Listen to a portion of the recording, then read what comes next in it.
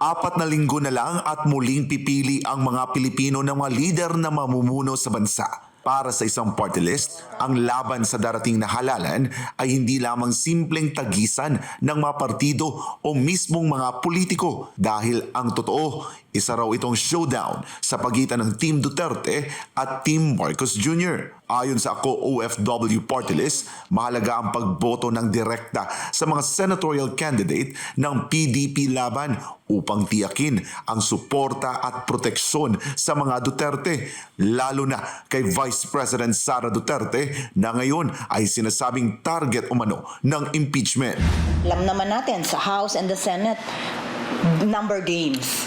So the more kaalyado natin sa Senate, medyo bumababa yung ating pangamba na baka nga mapagkaisahan ng ating Vice President. We don't want her to be impeached. She was voted by 32 million voters. To protect our Vice President, kung mahal nyo talaga si VP Sara, let's vote straight.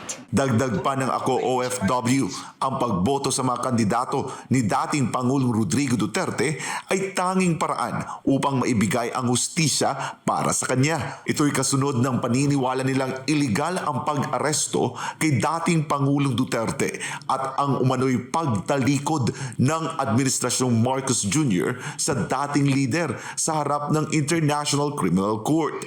Para magkaroon ng kabuluhan ang legacy ni Tatay Digong.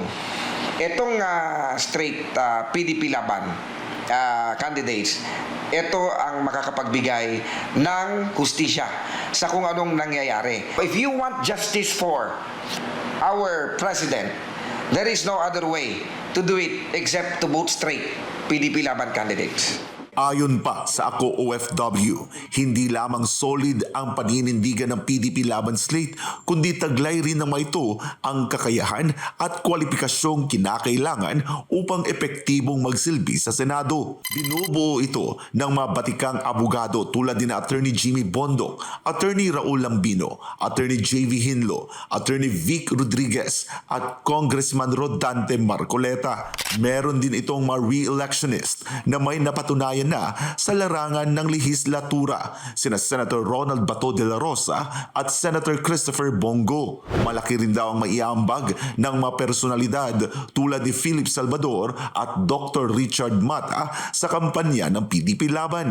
Hindi rin mawawala sa listahan ang matalik na kaibigan ni dating Pangulong Duterte, si Pastor Apollo C. Quibloy, na resibo ang natatangi niyang pamumuno sa The Kingdom of Jesus Christ. Kilala ang buting pastor sa kanyang mga proyektong nakatutulong sa milyong-milyong Pilipino tulad ng libreng edukasyon para sa kabataan, pangangalaga sa kalikasan gaya ng Glory Mountain at ang malawakang tree planting activities nito. Gayon din ang walang tigil niyang pagtulong sa napakaraming Pilipino para magkaroon sila ng maayos at masaganang pamumuhay.